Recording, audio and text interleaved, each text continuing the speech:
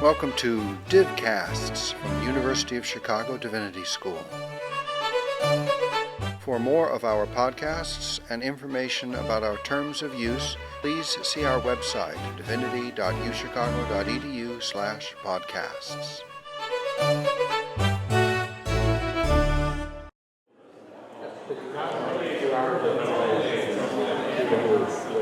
All right, so we're a little bit past time, so I think we've got to go ahead and try to get started. First of all, welcome to the first Scratch for Teaching event of the year. A few announcements before I introduce Seth and today's workshop. First, if you haven't already, please sign in at the computer, buy a copy. That's if you're new to Scratch for Teaching, that's how you register your attendance. So we need your student ID number in that Google form, so we can then make sure that we can know that you're here. If you're from other departments, we'd like to know that too. We'd like to know who you are and where you're coming from. So also sign in if you're not in Divinity School. And the computer will be leaving before 1:30 for an evening workshop, so you won't be able to register after the workshop. So try to do so now. Second of all, our next event, Cultivating Rigorous Creativity in Your Students, is Wednesday, October 15th, and that's going to be with Mark Maxwell. And Mark is a high school teacher here in Chicago, and Professor Hector says he's the best teacher he's ever experienced, ever known. And he's been talking to us about how to cultivate creativity as an intellectual capacity in our students, alongside analytical disarticulation and synthesis. The creativity itself is an intellectual capacity that we can develop in our students. And Mark is going to talk to us how we do that in our classrooms. And he himself is a published author and a novelist. He published Nixon Carver, and a number of other short stories. And thirdly, certainly not least, I want to introduce to you our new associate coordinator, Aaron Hollander. Aaron? You'll be able to distinguish us by the glasses. But Aaron is a PhD candidate here in theology, and he brings teaching experience, he brings nonprofit management experience, and we're excited to have Aaron on board and see what he's really going to bring to the program. So, with that, I'm going to turn it over to Seth. And Seth Patterson he holds an MFA. He is an accomplished professional theater artist. He is also a third-year M.Div student, one of our own, and he has done workshops on public speaking across campus and beyond. So we are delighted that Seth is here to work with us today on public speaking. Let's welcome Seth.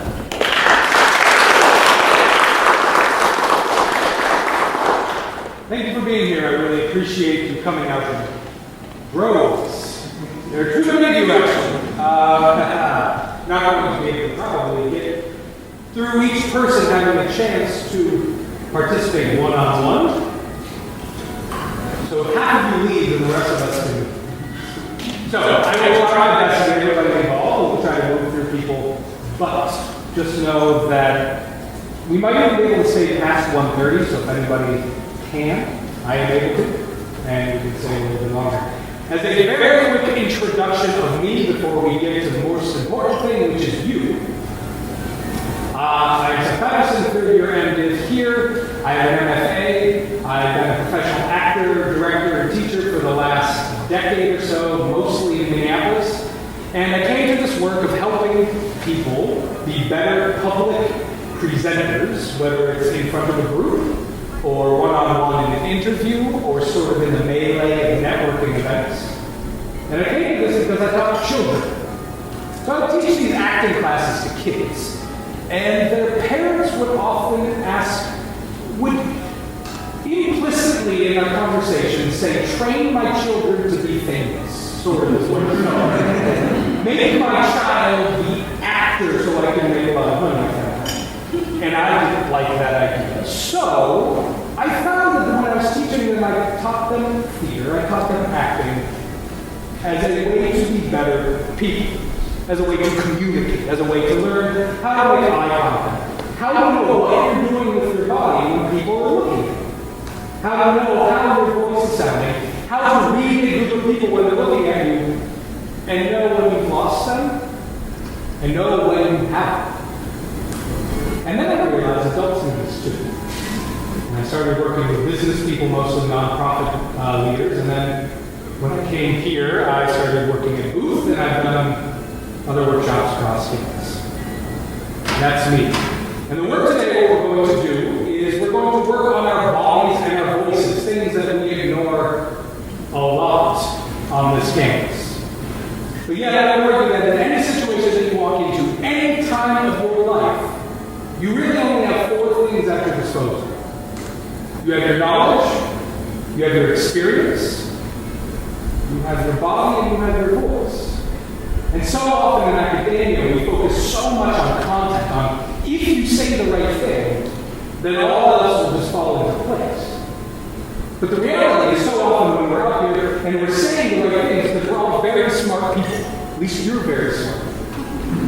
At least some of you are very smart. That you will say the right thing. You will stay close to the correct thing. You will have your content. You will know your knowledge. You will know your experience. But then what you do with your body and your voice actually often works against you. How many times have you seen a lecture been in front of a professor or somebody speaking and you can't look at them? Because if you watch them, you can't hear them. Has that ever happened to anyone? Raise your hand. Bodies and voices too. Oftentimes, if I'm talking and I'm saying the right thing, what are you focusing on right now?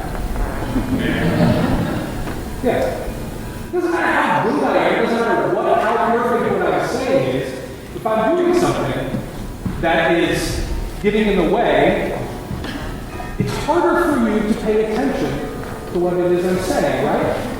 And it also happens behind the podium. How often do you see people doing this? They're dancing back there. Just because you're behind the podium doesn't mean you can hide. So, what we're going to do today is we're going to begin to develop awareness of what you do.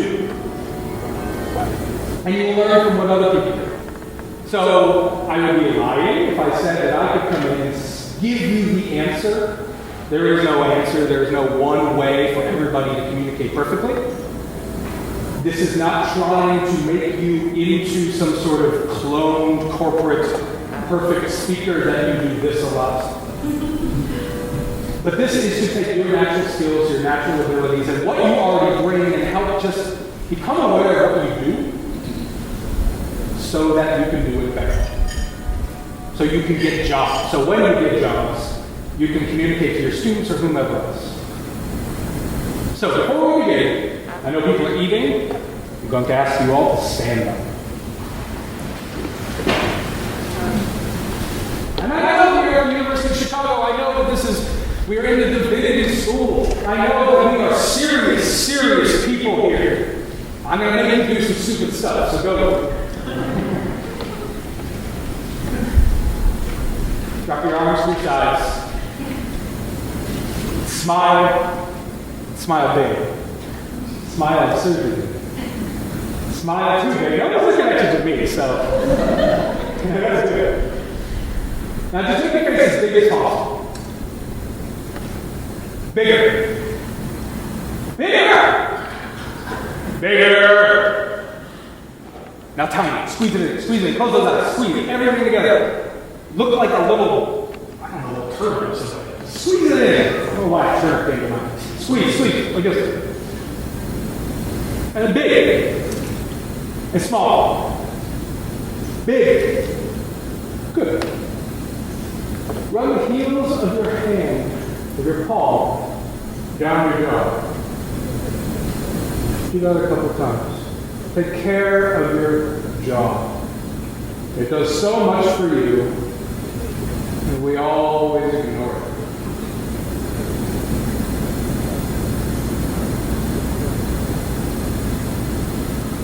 Now do this. Take a deep breath in through your nose, and when you blow out, do this.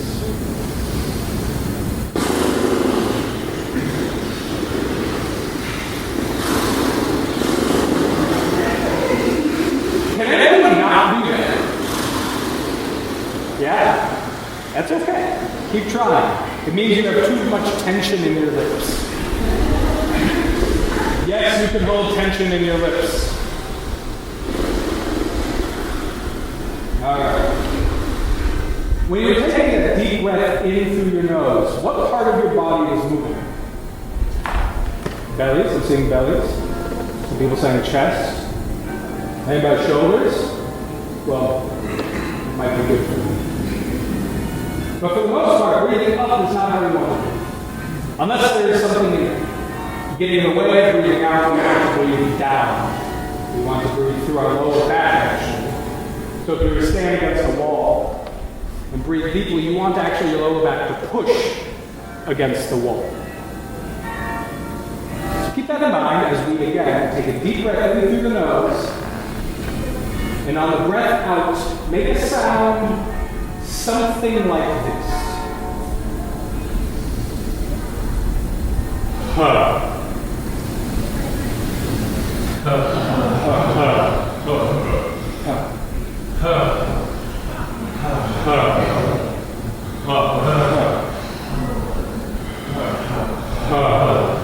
Now take it and elongate it like this.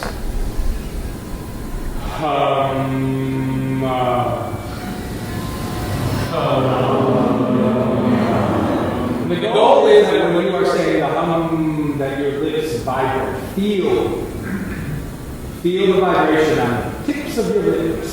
Bring it all the way to the front of your face. Try it again.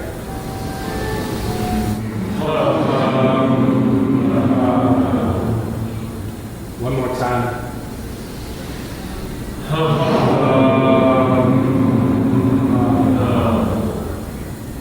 Good. Move your mouth around. Now for the last stretch we're going to do, because we don't have a lot of time, do this one. Make a little smile.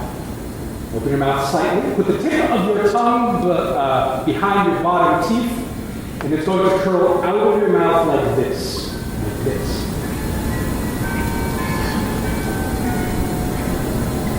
And you should feel it pull down here. Physiologically, our tongue is not attached really to anything. It's attached to a floating bone. When we put a lot of tension in it, this is the best way to stretch it.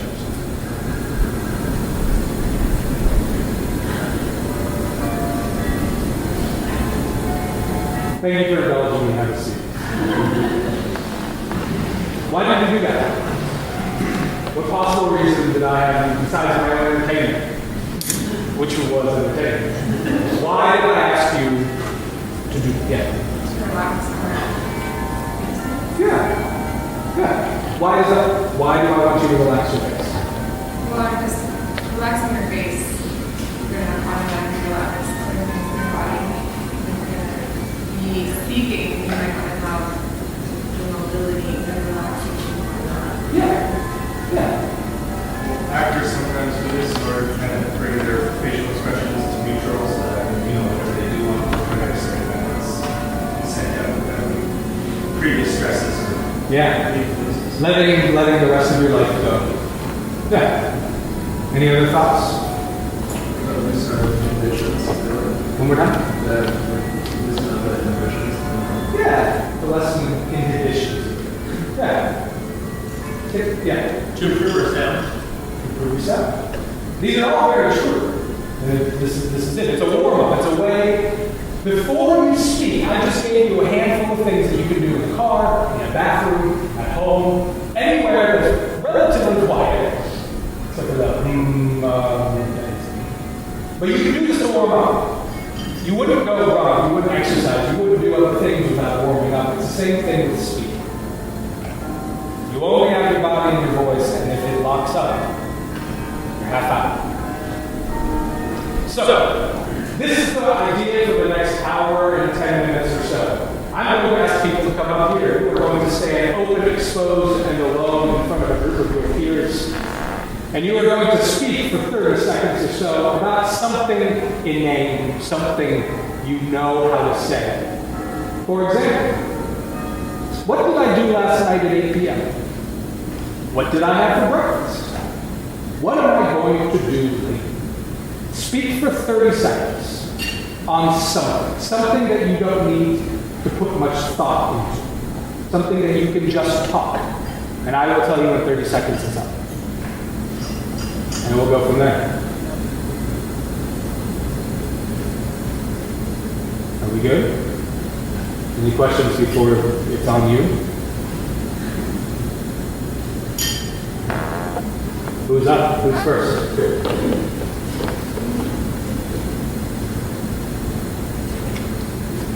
Right?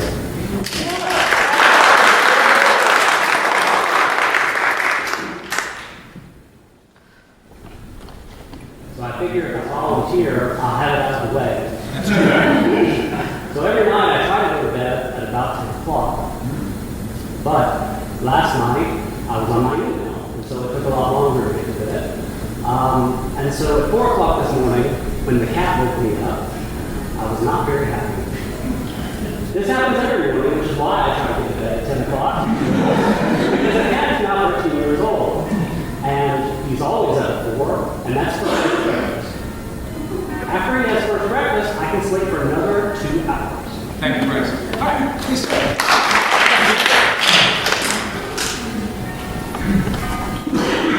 What were you doing with your hands? They will probably move. I don't know exactly. Can I tell Bryce what you're doing with his hands? I guess they bounce a lot on your hips. Bounce off? When I was playing the shirt. Now, I like to preface this because you're being so brave. Yeah. That I understand that doing this is vulnerable.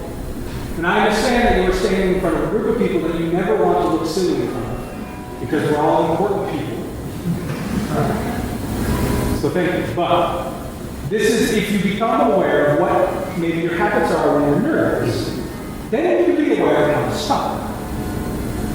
So yes, you were playing with the end of your shirt. And then you gestured like this. Sort of penguin, which is what a lot of people do, yeah. So I want you to try it again. And I want you to speak twice as loud. And I want you to, so talk to me standing back here. And I want you to be aware of what you're doing with your hands. If you have nothing to, if you don't have a reason to use them, for this time, just try having them just be. So one of the things I know about myself is when I stand in front of a group of people, regardless of how relaxed I think I am before I start, I always tense up in the first minute. Normally I'll make a joke, and when people laugh, I relax and feel much better myself. And then after that, things tend to go a lot more smoothly. Yeah, great, thank you.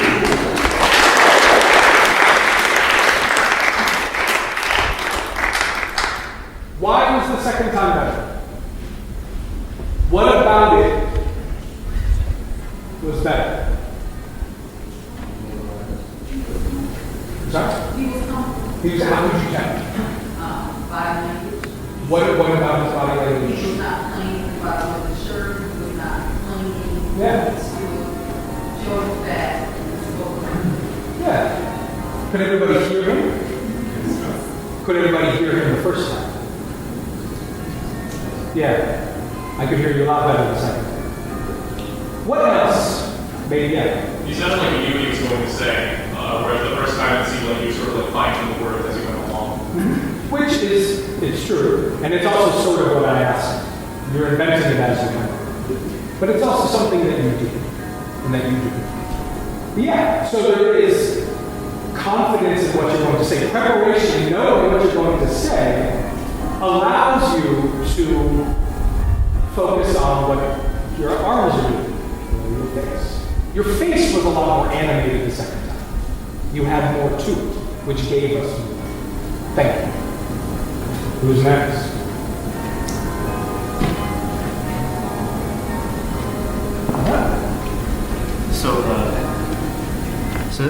Yesterday I got one of those postage slips in the mail to go get a package, and today I went to the post office and I walked up, gave away my slip, showed her my ID, did all that stuff, and she came up to me and she said, I have to, oh, never mind. And I was like, oh, what were you going to ask me? And she said, well, I was going to ask you how old you are, because you have to be a certain age to pick up this package, because it's some medication. And she said, but then I saw gray hair in your beard, so.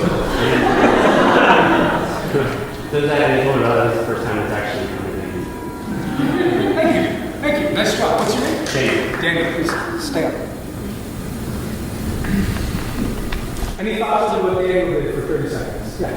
I noticed he started talking before he got to the stage and started to dance. Yeah. Start talking to people that way. Yeah. Why is it important to? Why is that something important? Well, I think you're to start, and I think there's probably all sorts of other reasons from that end. Yeah. From this end, that's sort of In some ways, what's happening on this end is the reason that we're up, right? We're not up here necessarily for us. We're up here because we have something to tell you. So yeah, try it again. And this time, start when you are here. And find a moment in your story where you give us a big weighty pause. Yeah. Should I tell a different story? Tell the same one. Right, so I went to the post office today, and to pick up a package, and I had one of these slips and put it in my home. I go up to the counter, find parking first, and all that stuff. It's always kind of hassle. So I go up to the counter, first person there, give the slip to the lady, try to make some pleasantries with her. And then, she comes back and she's about to ask me something, and says, "Oh, never mind." And I'm like, "Well, what were you going to say?" And it's just mostly just making small talk. And she says, "Oh, well, I had to ask you to sign for the package for your to show me your ID again, so I can check your age. But I saw the gray hair in your beard, so I figured you're old enough to pick up this package." Good. Where was the weighty pause? Oh, I forgot about the weighty. I was trying to retell the story in a way that wasn't boring. So it's too much thinking about that. It's 30 seconds of a story. Don't worry about it being boring. Boring is probably part of this. Okay. This is not a how to entertain people with 30 seconds of a snapshot of your life. But we don't want to do that. We all want to be entertaining. We all want to. So it's a distinction. But Okay. Waiting pause. one more time. Just give a moment. This is what I'm trying to do. Okay. As you're speaking, you are filling a lot of space. You're moving a lot. You're sort of going back and forth with your hands. You're doing a lot of movement. And even in where there are pauses, you're sort of talking through them. Okay. Is part of the idea that you're not supposed to move a lot? You're supposed to stand still and not move your hands? Part of the idea is that moving your hands distracts from what you're saying sometimes. Oh, okay. I always thought it would emphasize what you were saying. If you do it right. If you do it that aligns with, not right isn't the way you're wrong, but if you do it in a way that aligns with what you're saying. Okay. So, I'm adding too much. Yeah, so let's go go. one more time. It's okay. I want to know what the right hand gestures are. There are no right answers. So today, I had to go to this teaching training thing. This guy was telling us about how they're going to speak to a crowd. And I got up there and I told the story about how I have gray hair in my beard, which you're a little bit obsessed with right now. Because I have a lot of gray hair in my beard. And I go up there and I tell the story, and they ask me to give a waving pause.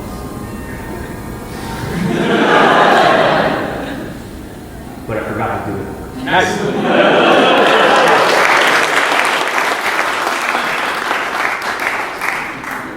What was it like to stand in silence even for that brief amount of time? That was kind of fun, actually. I argue that the most important moments when you are speaking to a group of people are stillness and silence. You have to earn them. You can't do it all the time. But when placed correctly, you did. It elicits a reaction. It adds weight to what you say.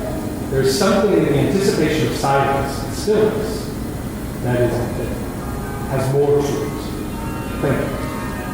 Yeah, one observation connected to that too. I noticed that a lot of times he gave a lot more eye contact. We were much more. I was much more engaged with him because, like during the pregnant pause, he was looking at us like in a sustained way. I felt like prior to it, he was looking up a lot and he was looking up a lot. But I think I felt a connection that last time because I think in the pause helped that facilitate. Yeah, oftentimes the pause is sort of a vacuum. It sort of pulls like, whoa, why are we stopped? So we have to focus on it. Because it's easy to go away. Yeah, thanks. Thank you. Yeah, come on.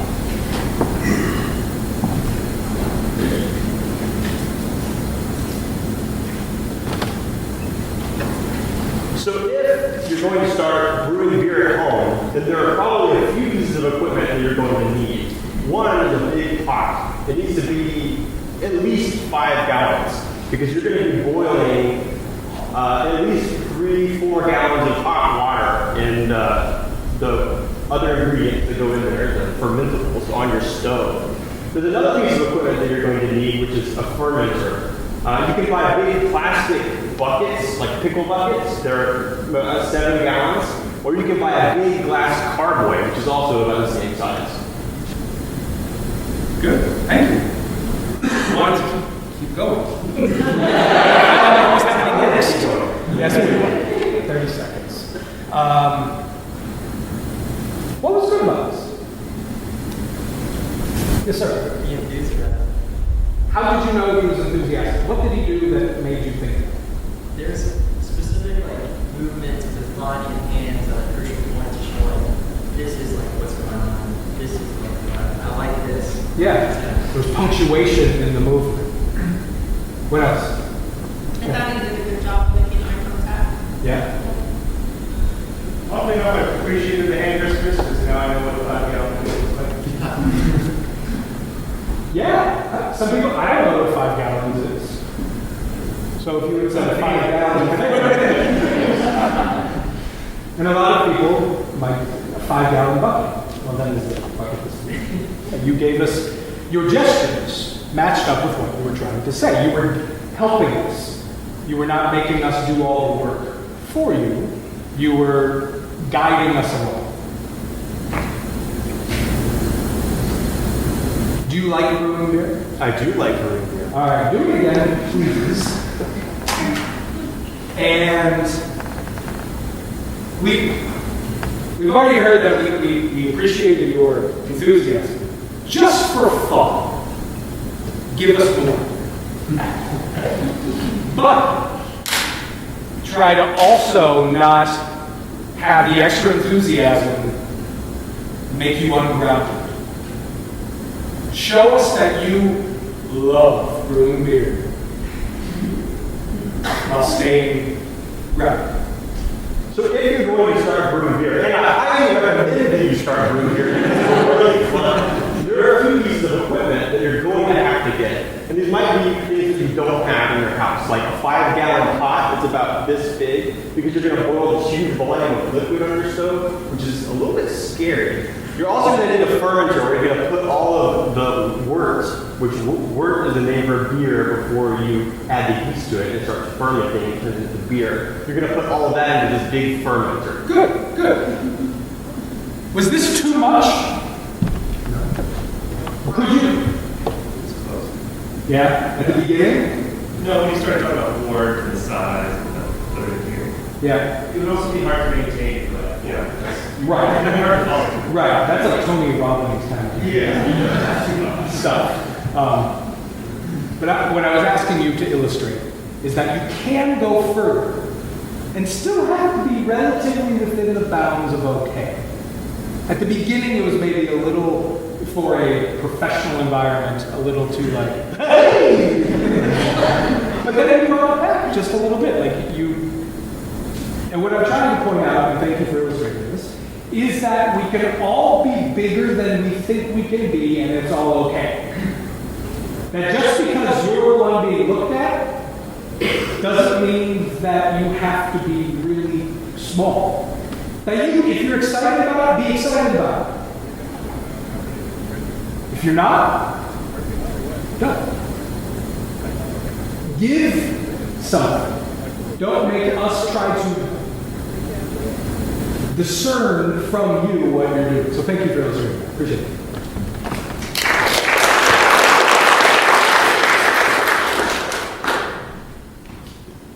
So I'm very excited for this opportunity to get up and complain about my week. Today is Thursday, and I'm now for the first time going to get to do some of my own academic work. And it's Thursday of first week of the quarter. this is the result of my having taken on this quarter a number of things that pass for what's called service. And so I was really excited about that, coming here this quarter, and this is like really the first time in my life as a graduate student that I'm doing these things. And so I spent all day yesterday running around, getting food and drink and transporting it to my workshop, which was great, by the way. I think all of you showed up. And those of you who didn't, please come for a future one. But then I was tired because I had been up the previous night dealing with a 18-year-old vomiting off of his top bunk. And it's just too much. Sorry I cut you off so you couldn't truly purge. And falling out your own bed.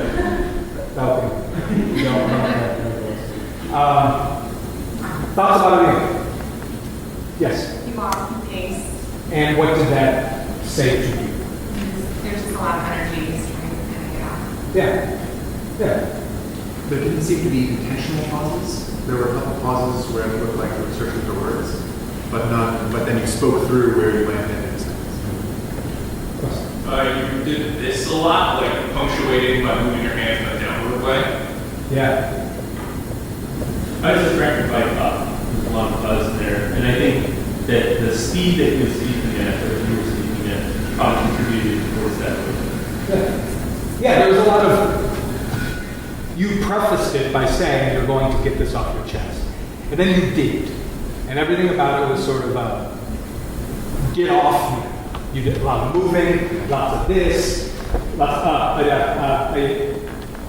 was moving very fast. Try it again. Slow it down. How can you tell us this story without belying your nerves or whatever is behind it? Because whenever you speak, who doesn't get nervous when they speak in front of you? Great. I was nervous when I got here. It's natural when you get up in front of people. But it's possible to hype, to not give it away. Try it.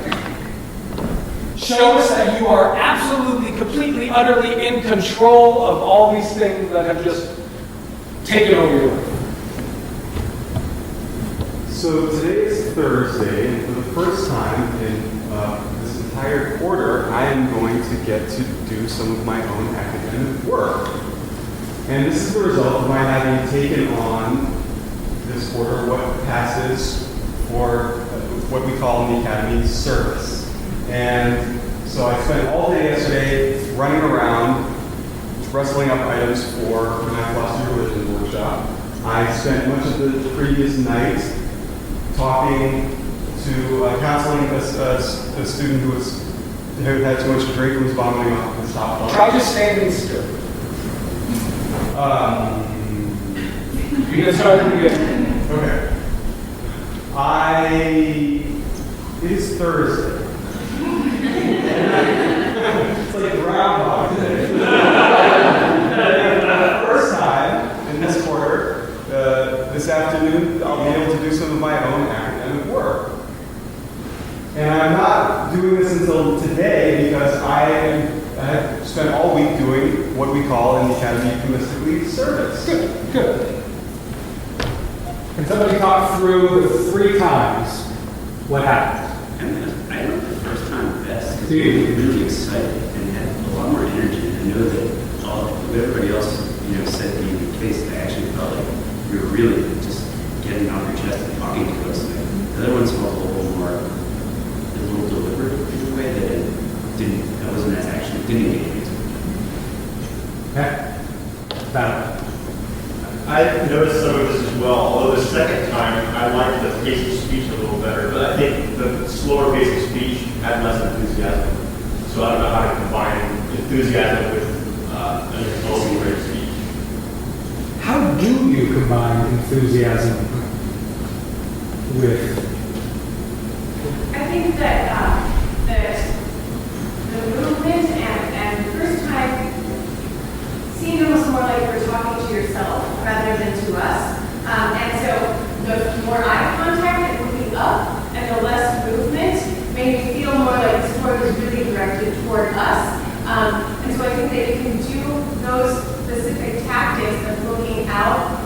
getting stiller and still have enthusiasm in your voice?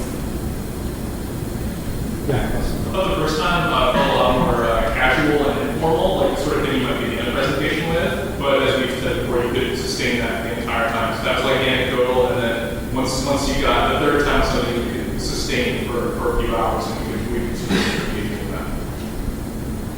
There is no right answer, and it's to your question earlier about the right gestures. What you did the first time was very appropriate in certain ways, and it had a lot of energy, and had a lot of guts to it in a way. Where the last time was more appropriate in other ways, because it was more focused, it was more thoughtful, it was speaking to us in a way. I like that. So recognize, and I didn't dictate who you're talking to, so there was you didn't do anything wrong, but recognize that both ways of doing it are appropriate, but for different audiences. So there's something you have to know who you're talking to. Us, a group of peers, where I say, get up and say something. That's fine. But if you were practicing to do a job talk or anything else, then you need to know how to do that. It's more the third issue. Thank you.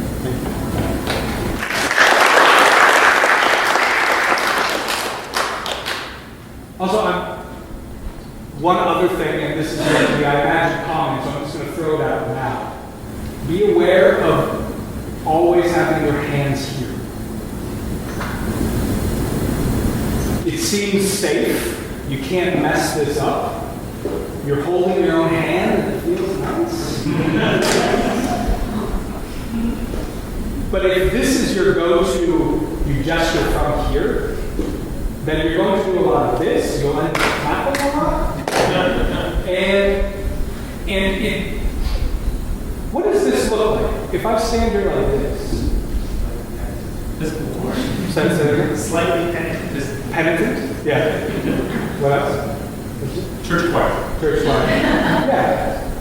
And what do those things say? Is that something that if I'm speaking as a definitive or trying to convince you about me as getting a job, or that I want, is this something that I want to get across?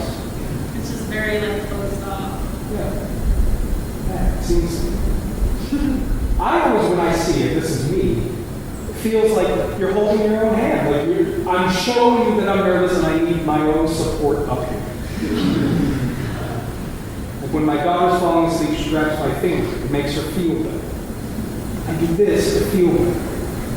But if you're in a position where, and you didn't do this much, I'm just using the little bit as an example.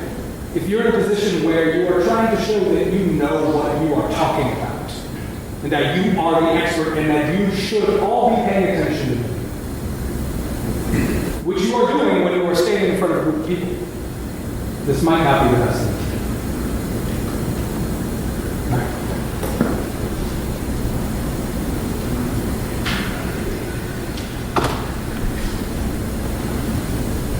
One cup water, 1/3 cup steel cut oats, 1 dash of ginger, 1 dash of nutmeg, 1 dash of cloves, 4 dashes of cinnamon, a handful of craisins, heat, and thyme. This is how I start every single morning. I'm a creature of habits, and habits have to be fed. I have to be fed. And I love my steel cut oats. I love my steel cut oats so much that every Thanksgiving, every Christmas, every time I go home, I fly Southwest. I don't know if you've flown Southwest, but you get 2 free bags. 2 free bags. I typically only need 1 on the way there, so on the way back, I come back with the 2nd bag, full of steel cut oats. Thank you. How about this? Tell me, what did you see? I saw the handful of craisins or whatever it was. It was awesome. It was you grabbed a handful of them and you kind of flung it, and it was I don't know, intentional joke, but it was kind of connected, humorous. Yeah. What about I picked up on that too. That there was something about that. What thoughts about what is it about something like that? What was it about that was useful? I think it connected to real life. Because you're doing the same motions that you would do if you were actually doing what you're talking about doing. Yeah. It also applies a certain amount of whimsy, just sort of, like I see you in your kitchen, just sort of like throwing things in, and listening to jazz or something. Don't know. What else? Each repetition well. So repeated for emphasis. Yeah. What did you repeat? 2 something. Or 2 bags. 2 bags of sauerkraut. Yeah. As if it was an Another one. Yeah. Kind of like build anticipation and just start with like random ingredient. Then you like pay more attention and try to figure out what it is up to. Yeah. And not in just what he said, but how he said it. He started off sort of down here. A bowl, cup of steel cut oats, and it built in voice, in intensity. There was a building in as you listened. There was a building of energy that went with it. That was nice. Try one more time. Just why not? Do it again, as if this is terrible.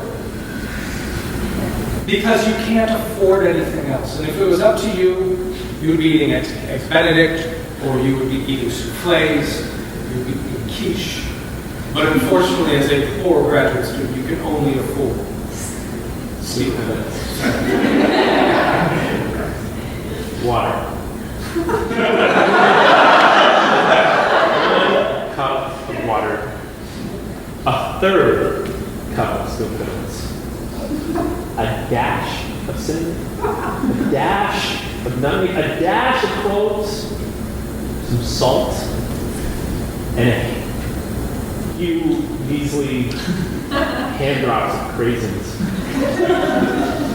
This is what I eat. I mean, some people, they have steak and eggs, other people have hash browns. I was at a farm this weekend, and they were eating eggs that they had plucked right out of the coop. But I live in Hyde Park, and I have a grad student stipend. Steel cut oats is what I eat. Thank you for trying that.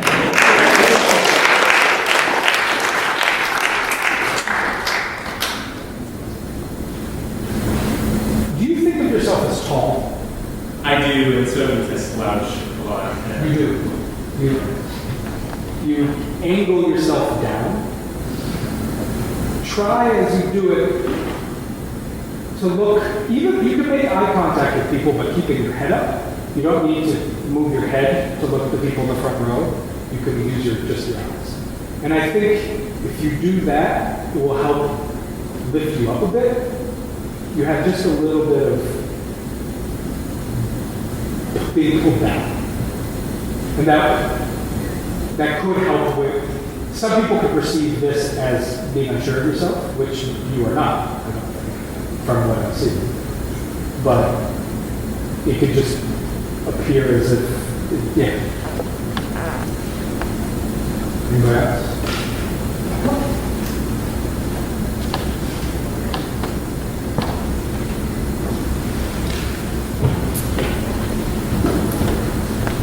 I'm going to talk about food too, because as a graduate student, I'm starting to realize how much more cooking is becoming an important part of my life. There's something about having a pot of sauce on the stove, having some pizza dough rising in the kitchen that helps me focus on the task at hand. And yet, it's also a double-edged sword, because it becomes a procrastination technique. I tell myself, if I have a lamb shoulder braising in the oven, this chapter is going to go so much faster. If I go out and buy these artichokes to steam, it's going to write itself. And this just builds up and builds up until by the end of the week, I'm making elaborate French dinners and nothing is accomplished. Thank you.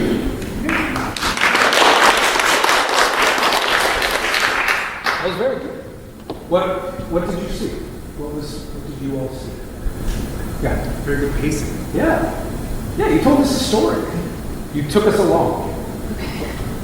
Yeah. I've been used to varied voice. Say that. I think a lot of times when we're talking sort of either the same tone, or we think that we're changing our tone just by increasing volume. And I felt like there was more character texture. There's musicality to it. Yeah, exactly. I was pretty nervous because I'm an art historian, and so I'm used to having an image behind me that takes the focus off of me. Like gesture at that, and then the students don't really pay. They don't. Well, I'm sure they do, but there's something, that's larger and more colorful behind me But it's that I not- can point to but it's not direct moving. them. No, that's true. But yeah, I'm not used to believing that I'll be the center of attention even when I'm speaking. Yeah. There's always something that they should be looking at instead of me. Right. They are likely looking at you anyway. Because you're moving, because you are dynamic, because you are a living thing. And they can move back and forth, but it's very likely that, I hope I'm not bursting your bubble here, but they are probably looking at the moving, talking, sounding, gesturing thing more. Were my hands all over the place? I was told that Angela Merkel was because she didn't know what to do with her hands. Really? Now it's like a trademark if you see Angela Merkel on television. Which is a That little seems quite suggestive. I am the first woman chancellor.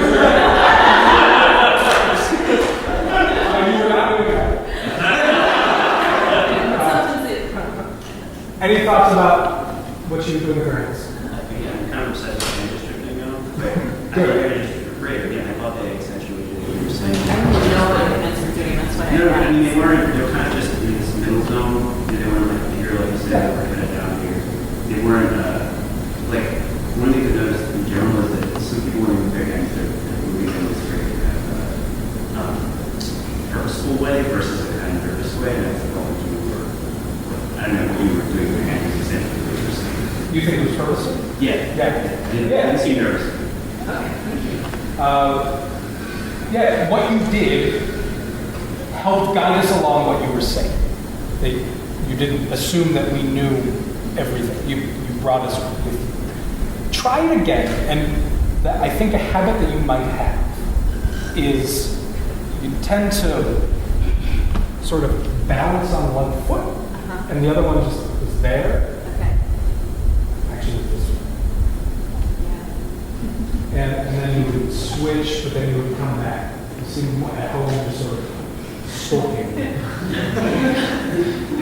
So just try, see what it feels like to tell the same-ish story while just ground your feet and just see what it's like to do.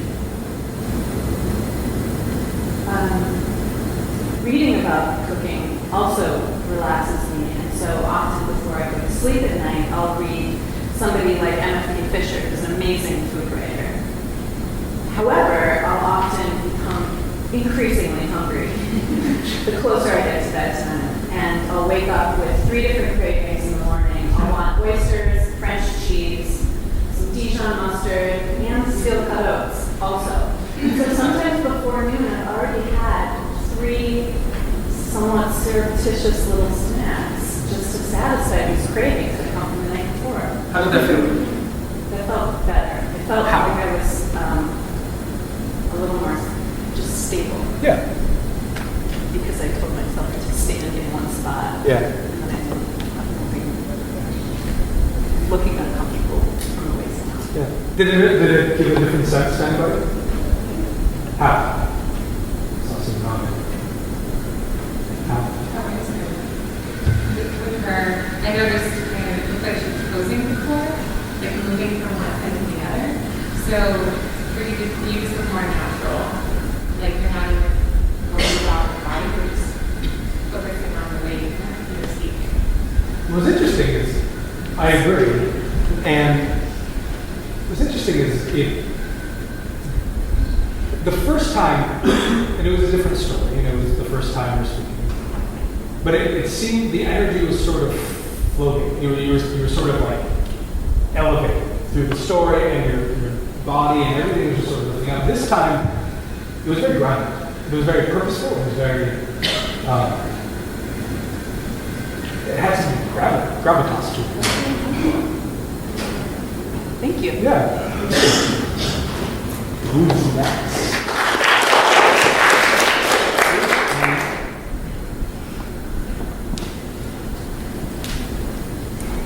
So as I was sitting in the audience, and I heard that we would have to get up here and speak, one of the hearts really pounded on my chest.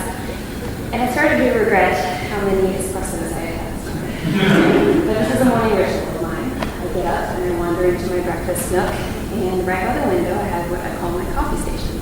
It's a manual espresso pulver. And I make about 2 to 3 shots of espresso and I drink it. Last winter, however, towards the end of it, it stopped working. So I had to call Rentilio, the company, and find technicians in my area. Found one around the block in Uptown, took it to him, and he told me that the inside had completely exploded. And I had no idea what I'd done wrong. Turns out the water that was residual in this machine froze so close to the window because the winter was so darn cold. Thank you. Seriously? Yeah. What did you see? It seemed like you went from softer to louder and more comprehensible, and from speaking quite quickly to speaking much more pace, even within that 30 seconds. Yeah. I feel like you got more comfortable. Yeah. Did you feel that? A little bit. Like, right before I start to speak in a public forum, or even if it's just in a classroom with 1 or 2 people, my heart rate just goes so fast that I can't control the air coming out of my lungs very well. And it tends to dissipate a little bit. Yeah. Okay. We'll talk about that in a second. Anything else yet? I feel like I didn't get that much emotion from your story. But you were just kind of telling the story and you're smiling about it, even though you were obviously upset at the end. It was really sad. But during while you were telling the story, I didn't get any kind of feeling for what that story meant to you. It just sounded kind of flat in regards to what you were discussing. Yeah, and you were smiling through it, which is not necessarily wrong or bad, but it does. When you said, when I came up and said, really? And you said, yeah, I was so sad. I found, oh, you were sad. Yeah, of course you were sad. But how you were saying it was. Yeah, and it just, you were smiling. So I think the smiling is a nervous habit.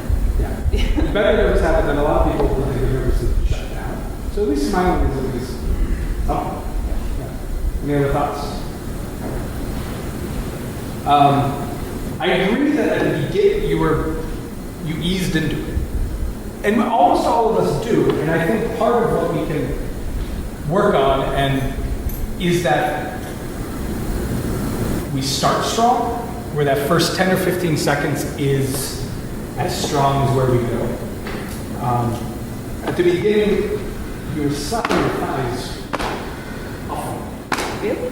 Yeah. Notice these things. Well, we don't. That's why I'm to point out other things. But that's a lot of people do this. This is very common. It's a way that we gesture and then we sort of know. And then we're out and we're out. And it's this way of trying to, I'm not sure, trying to give an explanation. But what it often does is it doesn't match up with any sort of punctuation. Which is in the middle of a sentence, there's a sound, a punctuation. So be aware of it. And so try it again. And this time it'll be your second time through. Start with more energy. Speak to me back here. Make me tell you that you're being too loud.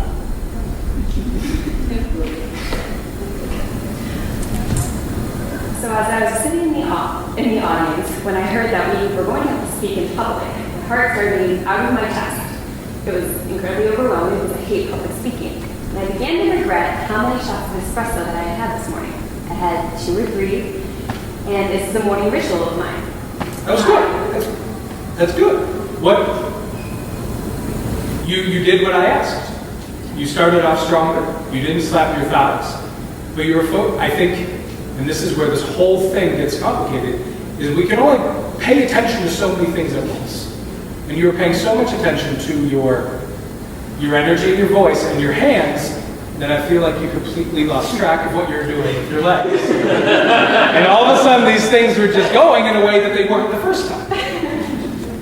So this is all, again, and I want to make this very clear, this is not when you walk out of here today, you figured it out. Yeah.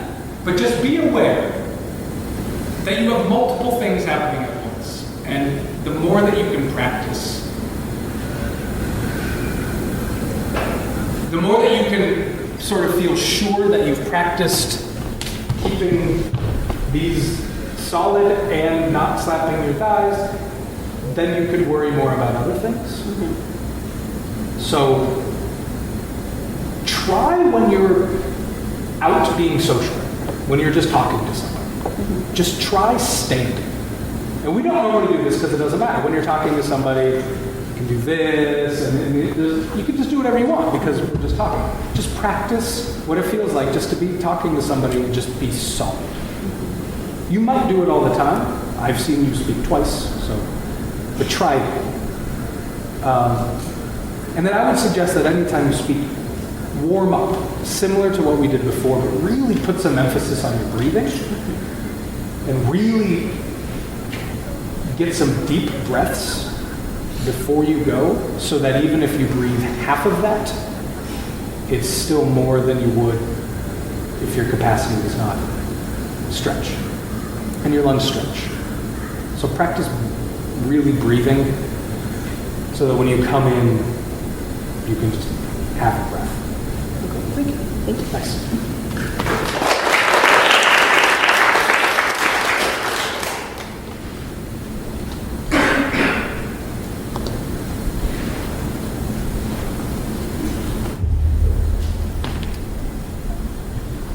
So it's amazing as children grow and learn how imitative they are.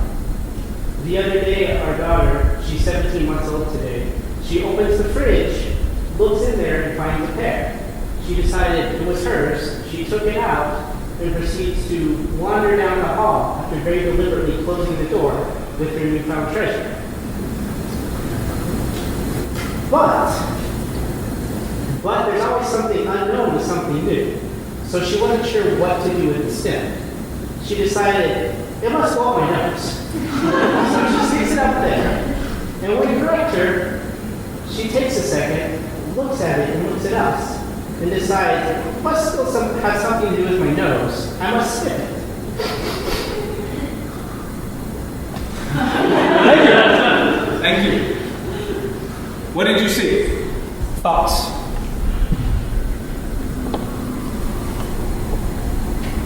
Yes. I like that you're asking about it kind of helps us visualize the story and make it more comfortable for us, that we can see her speaking of her and Yeah. Got some good pauses. I think you start with, it's amazing, and then you just stop, and we're all like, what? Yeah, it forced a moment of us collectively to say, no, what is this? Please, now you have us invested in what the answer to that question is.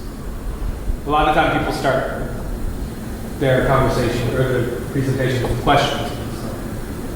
Do you know what the last person who did this was? Well, I'll tell you who that person was. You didn't do that. Nice. Any other thoughts? Try it again. And two things. When you are at the end, when you said she took a moment, take the moment. Okay. If you're saying there was a pause, give us that pause. Okay. And then continue on. And then before that, try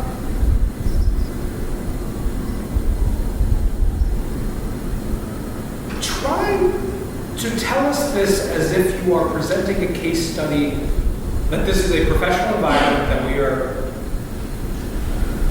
that you are presenting something to us, some sort of case study of childhood behavior.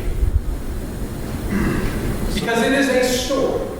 But what I'm asking is you to try to make it less casual. So in a more distanced... not necessarily distant, but more presentational, formal, maybe the word. Just see what happens. Okay. It's amazing. Children, as they grow and learn, they're very imitative. Let me give you an example. My daughter the other day, she went to the fridge and opened it up and found a pear in it. She took the pear out and she proceeded to close the fridge, wander down the hallway with that pear, and start chewing on it as she walked.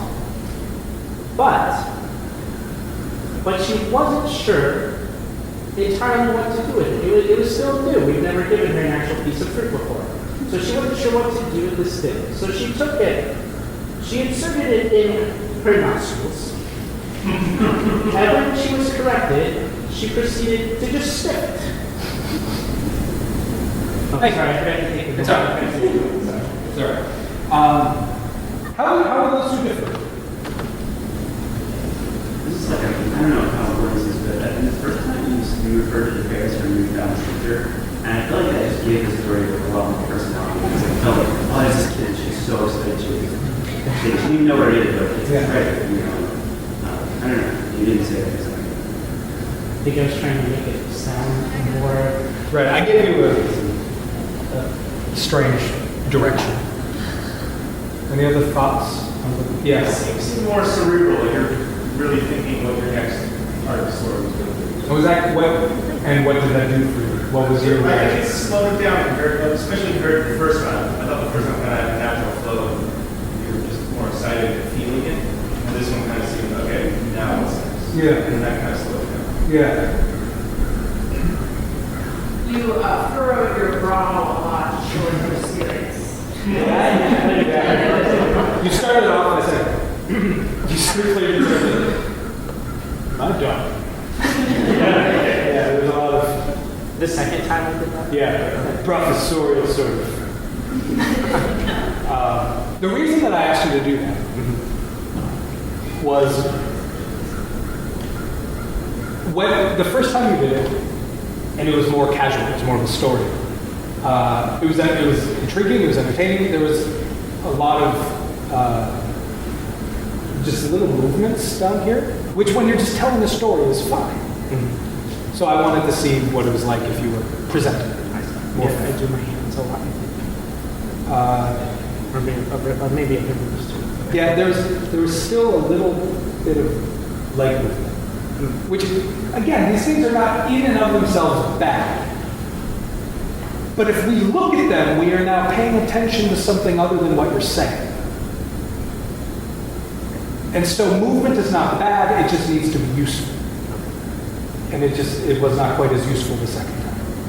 And what was interesting is the second time you did it, whenever you paused and you furrowed brow, you would fill the space by going very softly. Not every pause, but many of them, which you didn't do the first time. Don't be afraid of silence, of just giving it a moment. But other than that, you have a very casual way about you. You may, if you are doing something, job talks may ask you to be a little less casual. And in those situations, just remember to maybe get rid of some of the little extraneous movements and the pauses. Don't have those. And nice work. Thank you. Good story.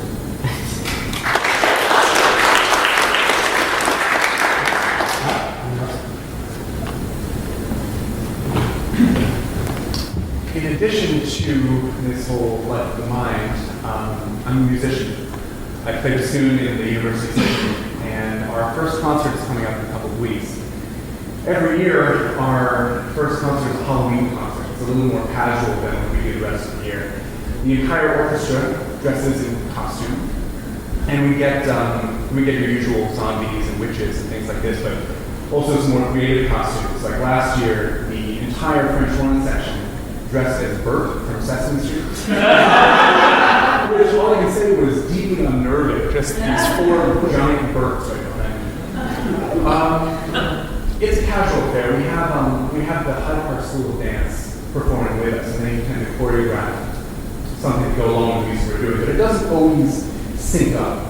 We've had a cowboy theme here playing Copeland, Billy the Kid, things like this, and the Hyde Park School of Dance had a sort of clockwork zombie dance during a rather poignant moment of Billy the Kid, so it doesn't always work out, but when it does, it's very successful. What did you see? When you shift your weight to your left leg, you looked at us, and then eventually you shift your weight to your right leg, and then you never looked at us again. But we heard you all say it was well projected. Just to go out. Yeah. Did you feel that? I noticed. Anything else? Yes. Really great. You seem very comfortable. The one comment is occasionally I heard a little click noise that you make, like you were saying, that just sound a couple of Yeah. Did you know you do that? Yeah. A lot of what we do, we don't pay attention to. It's do. It's not distracting in almost any situation. When all of a sudden we're looking at you, we're paying attention to you, we're listening to you, and that little thing is there all of a sudden. Be aware of it. Try it again. And just do the first, just say the part about being a musician in addition to the life of the mind. And giving you this. Make that sentence musical. Use more of your range.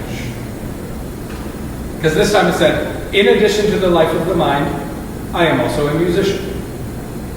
And this is for no other reason than you said musician. See how much more of your, make it sound musical, make it sound silly. We'll laugh at it, it's fine. We spend a lot of time in the Divinity School using our brains, using our tongues even. But in addition, we need to be able to use our hearts. I find the way to do this is through music. I asked you to change your voice and the whole thing gets like that. All of this is tied together. The way you say it and how you say it, the musicality of it, the way that you use your voice. If you open up one thing, oftentimes others come with it. That was great. That was interesting. It had some musicality to it. You gave us more. Remember that you have a much larger range of abilities. And that's for everybody in here. And I would say this, like the very point of this is to say that you can do more than you normally do. That you can make something more musical. That was great. Thank you.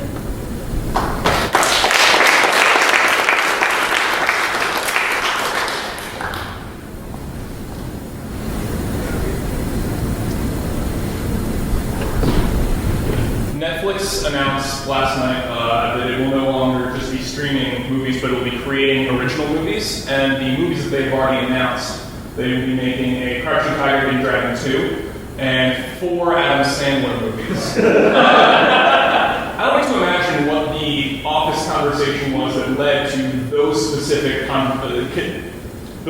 decisions. I imagine someone said, well, let's make Crouching Tiger, Hidden Dragon 2, and I was like, well, of course we're going to make Crouching Tiger, Hidden Dragon 2. And then someone said, why don't we get an Adam Sandler movie? And then the quiet guy in the corner of the office who never says anything said, no. 4 Adam Sandler Guys, what did you see? What did Russell do? Yeah. How you really projected your voice well when you're in the beginning. Yeah. You caught yourself when you missed the word, really see something, and then decision, I think, was the word you were looking for, and that you caught it really well. Make the point. Yeah, and that's a good point, is that we will all mess up words at some point when we're speaking. It's natural, it's just what we do. To recognize it and to just move on is powerful. To pretend it didn't happen or to apologize for it, just, there it is. Now we can keep going. Yeah. What else? I thought this was really well executed. One of the things that I think could be a problem is you have a pretty deep voice, especially in a room that's this big. It could be muddled at times. So it wasn't really a problem for me, but there were a few points where if you had spoken any faster, I wouldn't have been able to understand what you were saying. Yeah, good point. Yeah, I was going to say, so you started really strongly in conversation. It was really great, I think. And I really like how at the end of what I think was your first sentence, you said something about Netflix doing two things. As of last night, you stopped. And it wasn't really a punchline, but it helped me process what you had just opened with. And I don't know if you were really trying to drive me home, but it really set up what came after. Yeah. The people out here don't know what you're going to say, so you got to give them a chance to catch up with you. And so if you come up here and just start talking and you start going, they're always going to be so times. See you another day. I felt with your story, you were kind of building on it, like there was this suspenseful quality to it, and I feel like having more pauses would have served that essence of that story. I feel like the quickness of it, if you pause at certain spots, and the story kind of given just a little room for processing. Yeah. Try to get a little, I was going to say try to get real fast but slow. Try to get real slow. And gesture with, if you're going to gesture, use both arms. Okay. You were just using your left. Yeah. Parallel. Keep us right in case of fight. That's right. Which is always possible with you. Netflix recently announced that it will be not just streaming movies, but also making movies. So it won't just be showing movies that are so bad that we only watch them when we're desperate. It will be making new movies so bad we'll only watch them when we're desperate. And the movies it announced yesterday were it's going to be making Crouching Tiger, Hidden Dragon 2, and it's going to be making 4 new Adam Sandler movies. And this begs the question to me, are they going to be 4 standalone Adam Sandler films, or is this going to be the long-awaited Adam Sandler quadrilogy that we've been all waiting for? Thank you. Be aware of what's happening. Okay. Just both of them did a lot of this. That's why I just go for lefty. All right. So you're either uneven. We're fine. Okay.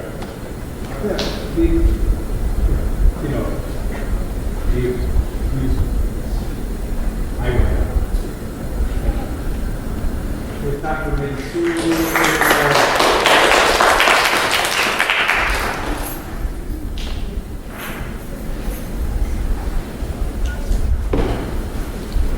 The purpose of this seminar is not to see what you had for breakfast, but it's actually to see how dumb you look in front of all your peers.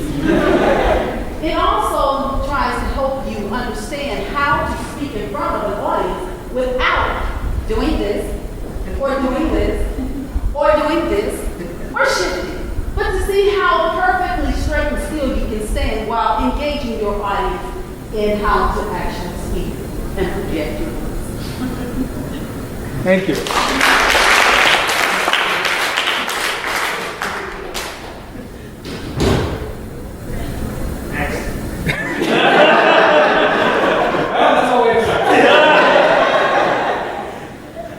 You have a very good voice, and you know how to use it.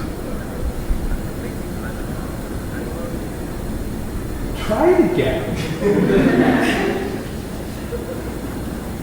Try it again and don't do anything with your body. Just use your voice. Just use your face. I want your face and your voice to be the only things that are active. Everything else just is still. Try that, please. The purpose of this seminar is not to see how well you look dumb in front of your peers, but to actually help you to understand how to speak in front of an audience, to engage the audience, and to help them understand the body language in which you're projecting. Okay, now do it again and do whatever you want. The purpose of the seminar is not to see how well you look dumb in front of everybody, but it's actually to see how well you can shift your body, how you can look in the sky, and how to engage the audience when you're doing dumb things. Yeah. The purpose isn't to look dumb. Any thoughts? Thoughts for Mary? I think that when you were illustrating the gestures, they could have almost been a little more deliberate, so that it became that speaking tool somehow. That the gesture was not just fluidly flowing into the. So if there was a sort of stop to it, so it's still almost like the podcast. Yeah.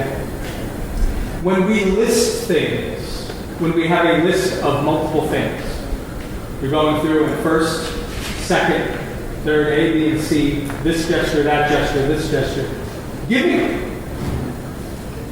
Setting them apart is useful so that we know that they are different things. Giving it that briefest moment of thing one, and now we're going to thing two. Thank you. That was good.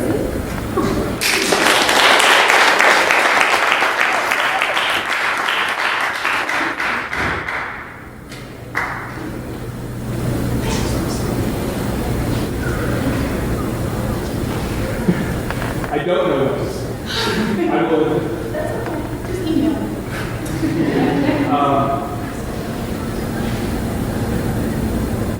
Does anybody want to keep going? I can stay a little longer. Otherwise, I will. Okay? Yeah. Does anybody else want to go? Because I just want to conclude with a couple. All right. Let me conclude, and then we'll do a couple more so people who have to leave, and then whoever wants to stay will stay. My concluding thoughts are this: that you're all already good at this, that you have gotten this far in your life because you already know how to communicate. And the purpose of coming here today is not to go from bad to good, but to go from good to maybe better. And I pick on little things, not because they are going to break you, but because if you're already good at it and you do something little, or I'm trying to help focus, that the movements that you do and the way that you use your voice is focus as opposed to spraying. Spraying often is fine.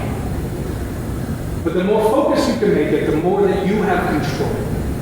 And the more that you can dictate how this goes. And in the end, people who are listening to you always want you to be good. They always want you to be successful. Because nobody wants to be bored. Nobody wants to sit there and have to do extra work. Nobody wants to, all right, I'm going to listen to this guy. I hope he makes me do stuff. I hope he makes me ignore his feet and listen to one tone. I hope that nobody wants to. So you have willing people with you. They might not show it on their faces. They likely won't show it on their faces. But you just have to know it. So you're already good at this and people want you to be better. So just be aware of what you do. That's the summation. So please. Let's call a formal close, and thanks to Seth Patterson.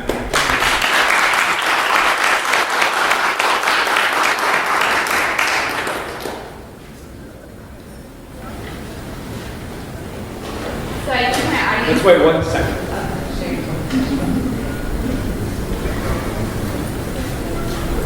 So I keep my audience left, so I'll just pretend that they're here.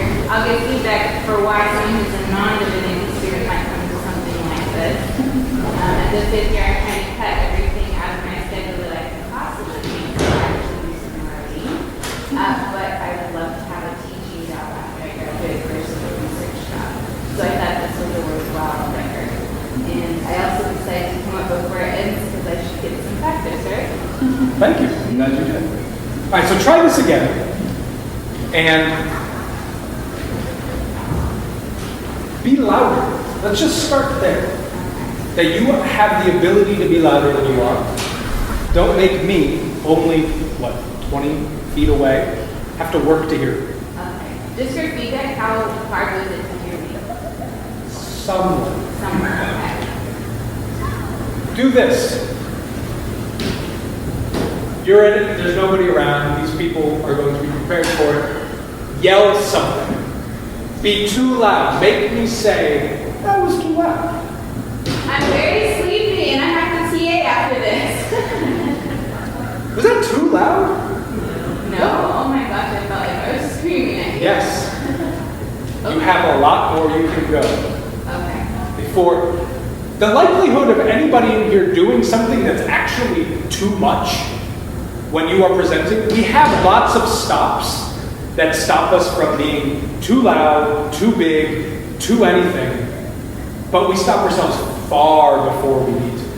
So you're sure, because I don't believe you. I felt like I was screaming. Like, You if believe- I were to go through that afterwards in class, I'm pretty sure they'd be like, why was she screaming at us? It's actually almost hard to hear you when you say that. Really? Just really pay attention. This is great feedback. Try something. This might be part of it. Try this. I like to use visualizations, but not everybody likes to go along with me, so I'll try. Try thinking of it. Right now, your voice is sort of sitting in the back of your throat. And so you're sort of talking, even when you're talking loud, it's sort of staying here. Try. Throwing it to the back, getting it out of your face. That the whole thing, that none of the sound stays here. That it's all projected out. That way. Okay. So before coming here, I went to the coffee shop, and they actually don't have decaf coffee, which I'm trying to avoid caffeine, because as you can see, I'm expecting. But the woman was so kind and made me a decaf Americano, which, if you haven't tried, it's great. How was that? Hearing, listening. What did you feel like doing? I'm sorry. How did you feel doing it? It felt much less tense, but I'm gonna have to learn how to do it without, Yeah. forward. But that was it. I kind of like that you do that. It doesn't look like a duck. Yes, I wouldn't suggest doing that professionally. Okay. But as for right now, as just practicing, that in order to think about getting the sound that way, you physicalized it. Now just practice not doing it.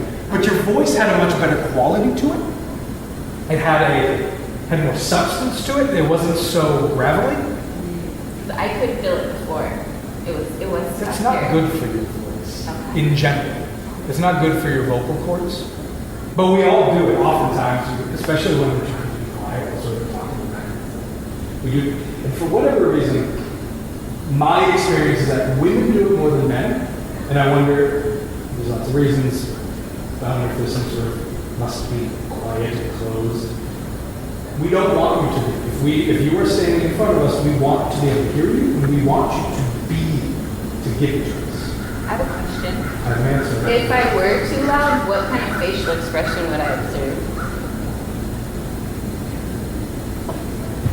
Can you tell me, like, if I was too loud, what would you do? So I can, because I'm going to try to internalize that you said I'm not too loud, but I really felt like I was screaming. Well, you're not used to it, so that's why you feel like you're screaming. There's no universal. Yeah. But people will lean back. Often, if people are sitting up here, when you're being too loud, they might sort of give themselves that distance. Or if they're already back, you may see, there just might be a shifting. But you're not going to. I will sit right here. Say something. It's going to be Friday tomorrow, and I'm excited to pick my husband up from Oakbrook because he's been out of town this week for a week-long training. And I'm sure our little ones will be very excited to see him. How was that? You were definitely not too loud to me. And I'm 5 feet away from you. I'm working real hard to do that, but. That would be start there. Yeah, start with that. Because if we can hear you, that's half of it. You're halfway there, yeah. Thank you.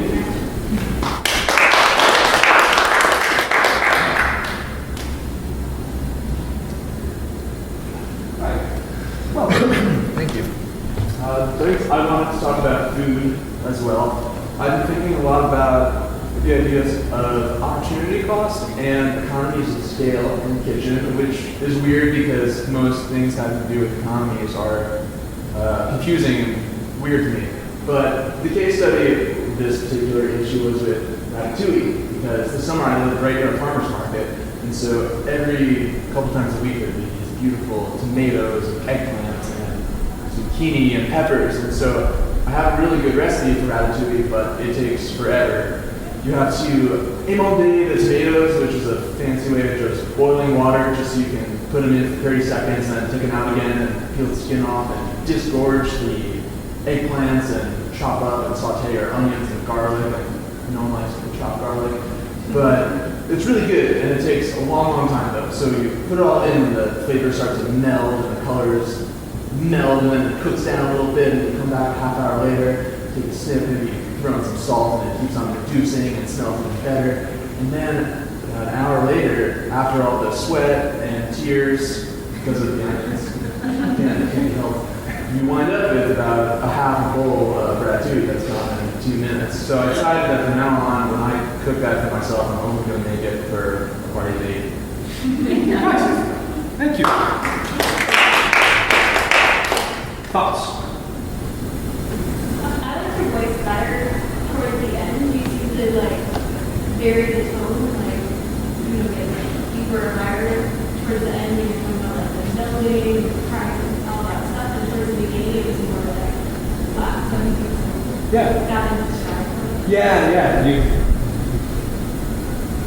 relax.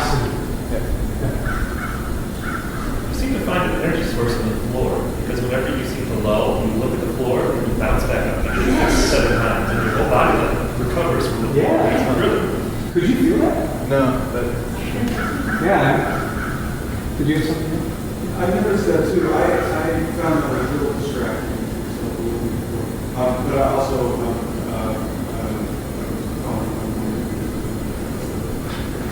as your voice toward the end, as your voice was becoming more dynamic, also your gestures, and it seemed like the meeting you really know what to do with that all sort of it became just generally more engaged toward the end. Yeah.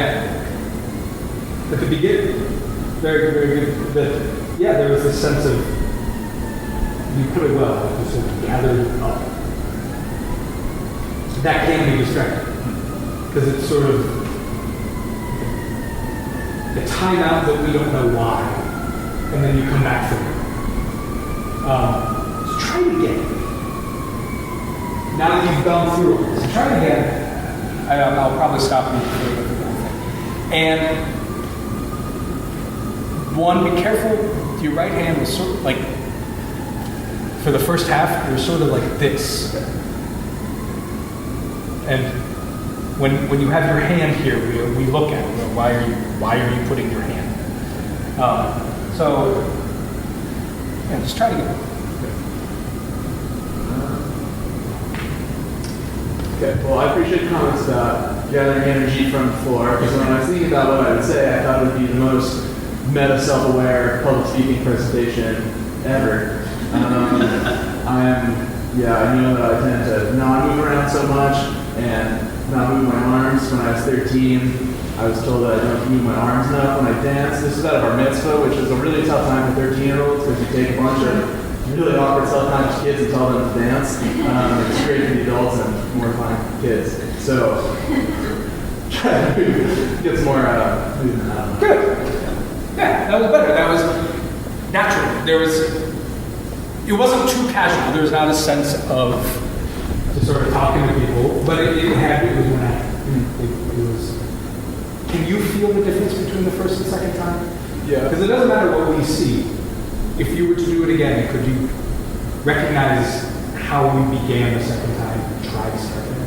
I think I felt more comfortable from being warmed up into it. Yeah. Yeah. And also, if I'm trying to pause and think and don't want to look down, should I just kind of, what can I do? You can look at people, you can look up. I mean, what is the natural thinking? To the left. I was actually just noticing, I had a lecture I was in this morning. I was noticing how my professor often looks up when he's thinking. And I found it very charismatic. It was a really nice thing. So for some reason, there's a different quality looking up and looking down. We were in that Professor Arnold lecture. I don't know if you noticed that. He looks up when he's sort of thinking. It gives it a different quality. It does. It keeps things aloft. And so if you're pausing, that naturally almost always makes us sort of like coming with you, like, why are we stopping? What is this? What's next? But if you keep it up, then it just has a different quality than if I'm stuck. And now I'm back. But if you keep it up, and it just keeps the whole energy and keeps life in tune. So nice job. Yeah.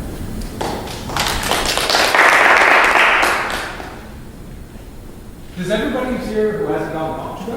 Is that good? Yeah? Okay. I flew here this morning from Charlotte, North Carolina, but I almost didn't make it.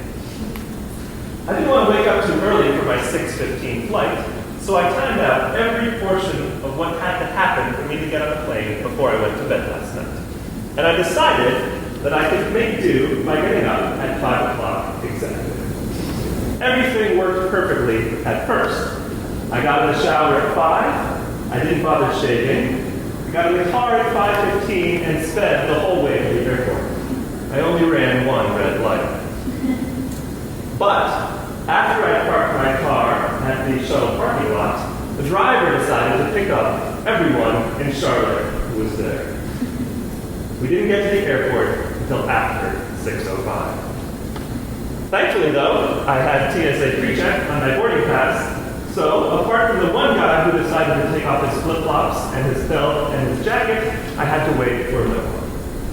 I got to the boarding area at 6:09 and was the last person to board right before they closed the door. Thank you. I realized. You realized what? What did you realize? I realized that I was playing with my nose. What? You weren't. And when you weren't, you were like in this box of stamps or something. What? Did anybody get a sense of what you sort of paced with your fists like this? Maybe it was one step from that, or don't come near me. Just try it again. Okay. And relax them hands. And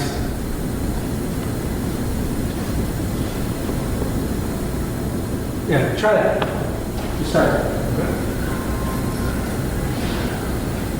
Perhaps the only good thing about living in Charlotte is Food Truck Fridays.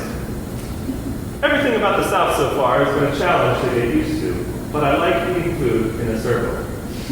I always eat 3 things at Food Truck Fridays, and the first is a fried green tomato grilled cheese sandwich. After that, I follow it with a watermelon and feta and Pop Rock salad.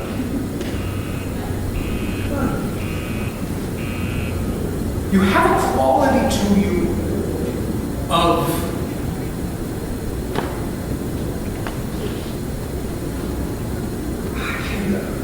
sorry, I'm struggling with the words. there's something, you speak well, you speak at a good pace, you have good volume, you're not doing anything distracting, but there's something about the quality in which you are speaking, which you don't normally. I'm seeing it just this time. That is wooden, or whatever else. Not stilted. It's a very formal speech. Yeah. I wonder if it's, try it again, try talking something. And at the end of your sentences, don't end every sentence by going down. I might be it. There was something rhythmic, that maybe it was every sentence ended by doing this. And then the next one ended by doing, try. My alarm went off at 5 o'clock in the morning, and I walked outside my bedroom door to find my 3-year-old son watching Netflix on the iPad in the corner of the living room.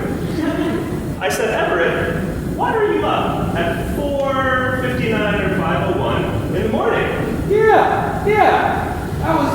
That was better. I don't know what, I didn't say anything to help you, but you did something. No, but what you said, and you said formal, I mean, that is consistent with what I've gotten from other people. Reflecting on my public persona, so that's actually really helpful. There was nothing too casual about what you just did, even though you were talking about a family thing and it's like sort of a story. There was nothing casual about it, but it also didn't have the formality of the other ones where it was like, I am doing this sentence, and then I'm going to do this one. And maybe that's what it was. Each sentence was sort of segmented. This one had rhythm and musicality that flowed to it. So yeah, nice work. That's all. Yeah, thanks. All right, there you go.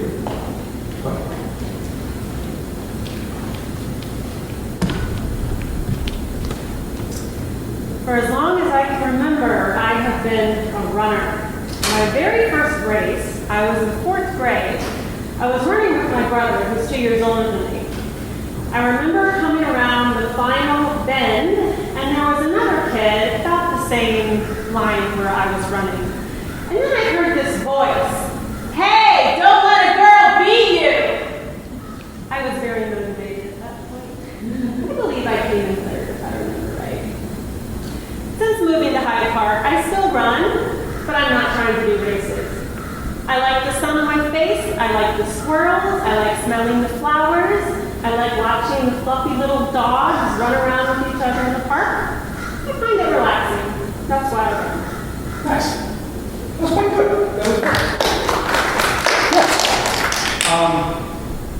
Yeah. What I liked about this is that you were very grounded, you were very still, you were very simple. It was very simple. And you put all the energy into your voice, into your face. It was here. That was great. Try it again. And this time,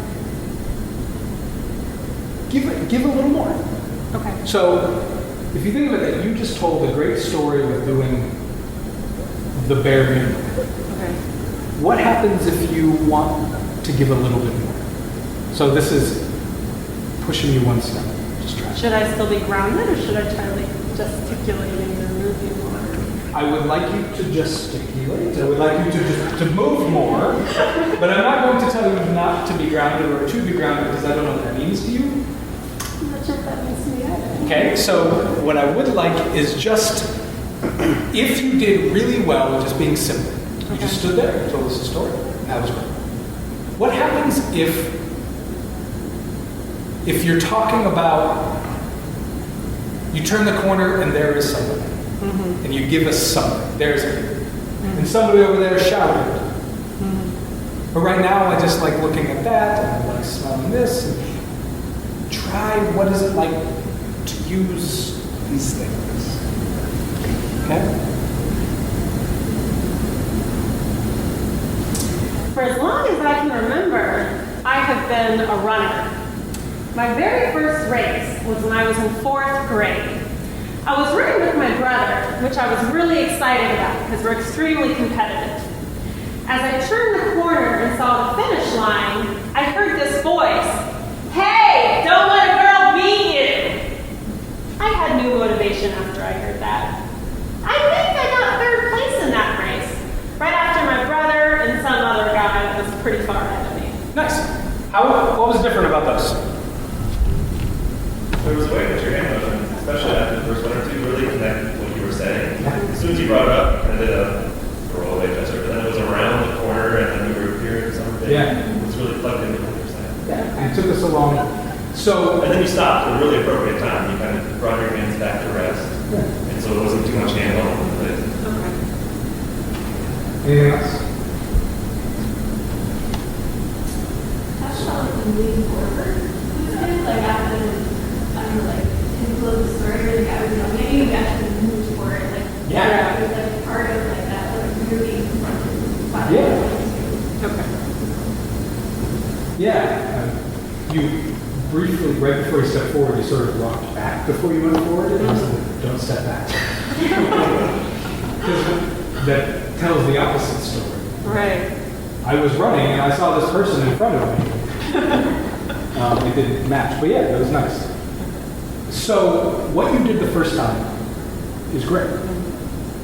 Know that you can do more, but you're in a good position because you don't have to.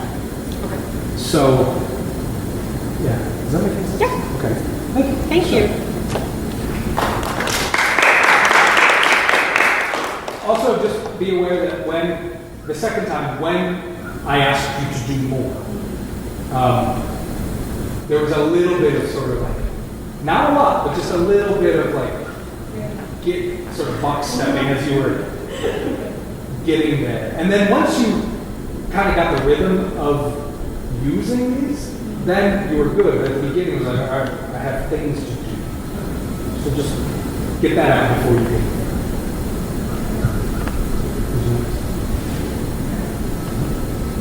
It's just.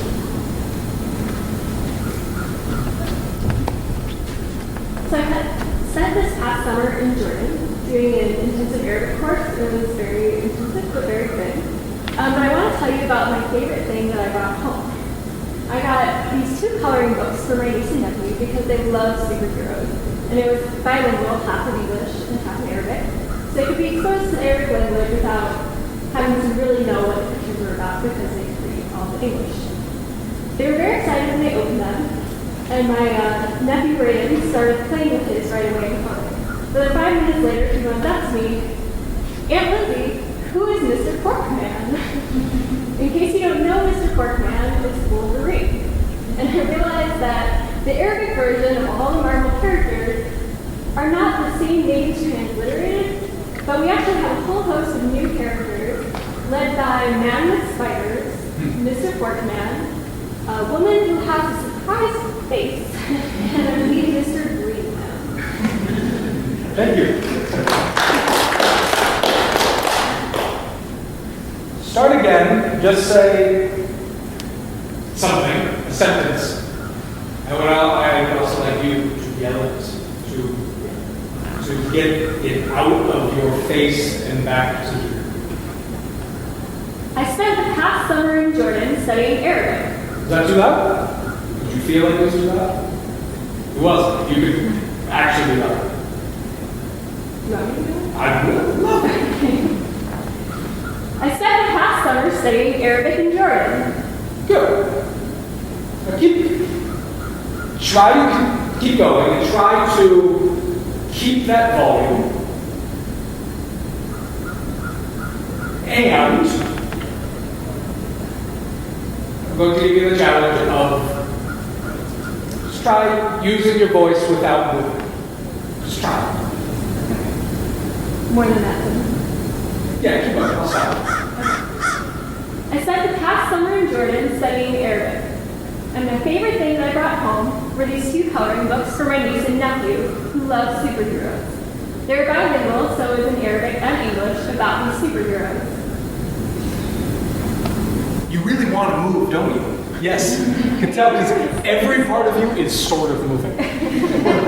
Your shoulders are sort of going, your hands are going, like every part of you is just like vibrating. So, moving is great. Try to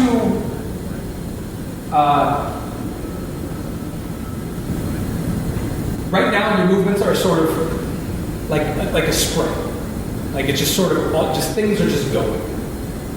Try to just be still and then unleash it on a thing. So I'm very direct.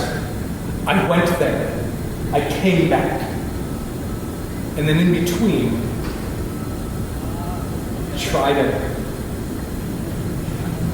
I don't expect this to be solved right now. I just try to help you be aware of what it feels like to do that.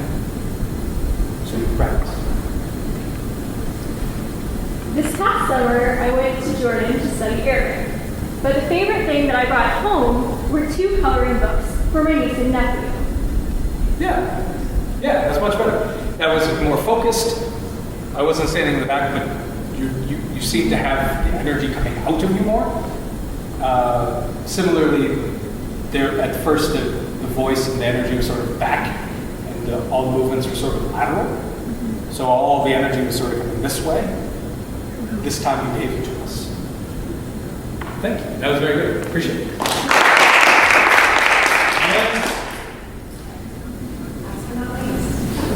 Thank you.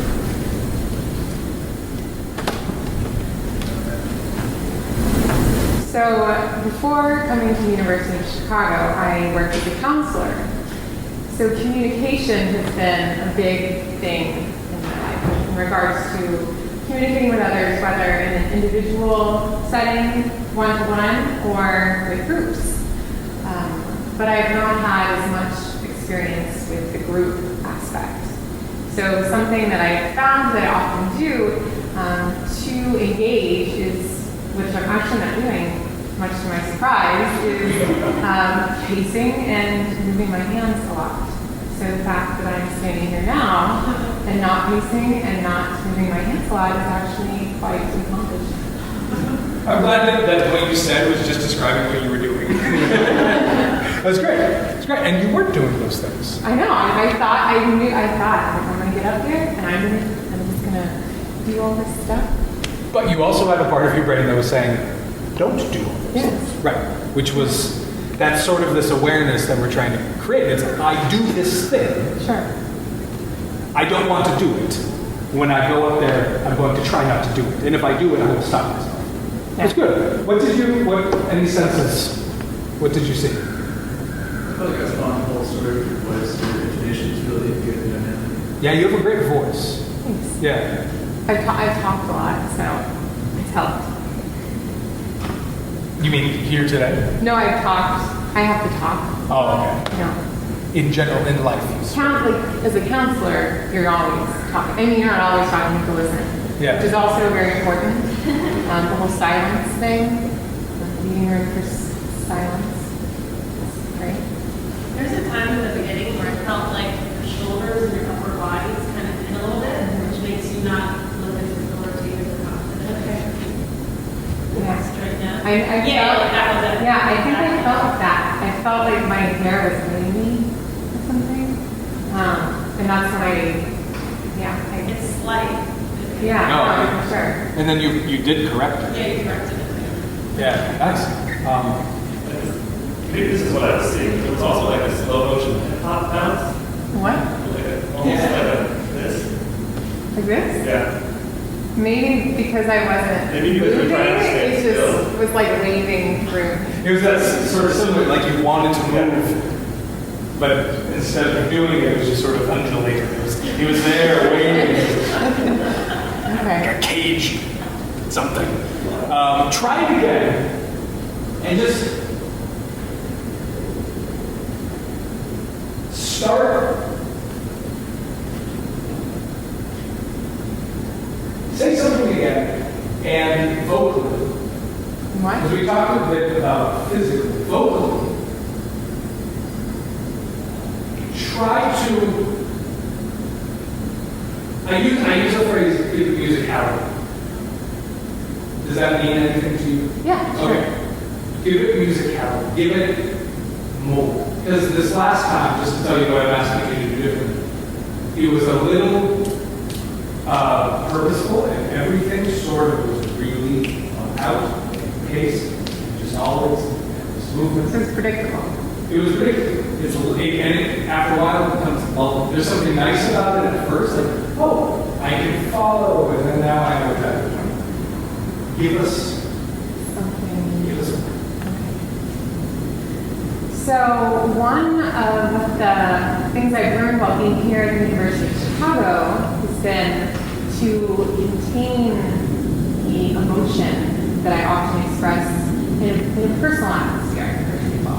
Because I can be very expressive and loud and express my emotions in ways that sometimes people have a hard time following along with the message that I'm trying to get across because they're distracted from the emotional energy that I'm giving off.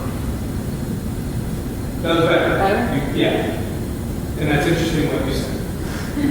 And I have a question about what was the sense of watching?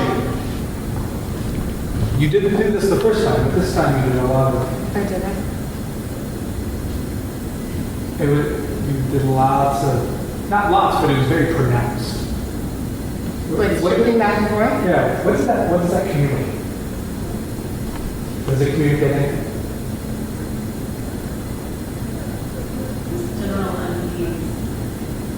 Yeah. What would be interesting to see if you occasionally just kept going with the motion, to just move a little bit, instead of going and then coming back, just sort of take a step, and just sort of slowly as you sort of work your way around the stage. Yeah. It would felt a lot more natural. Then just, yeah. Yeah, that you are moving in a direction, and it wasn't just shifting your weight, but you really moved in that direction. And then, yeah, you would come back. It was, if you're going to do that, then just do it. Okay. I think and then land and ground yourself. Yeah. Yeah.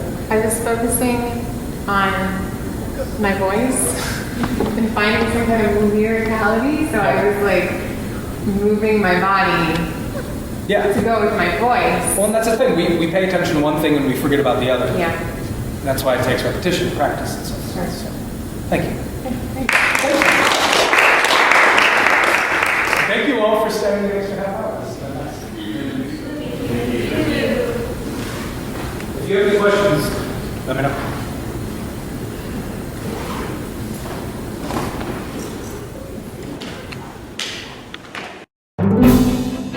We thank you for listening to or viewing our podcast. For more information and for other podcasts, please see our website, divinity.uchicago.edu/podcasts. Copyright, the University of Chicago Divinity School.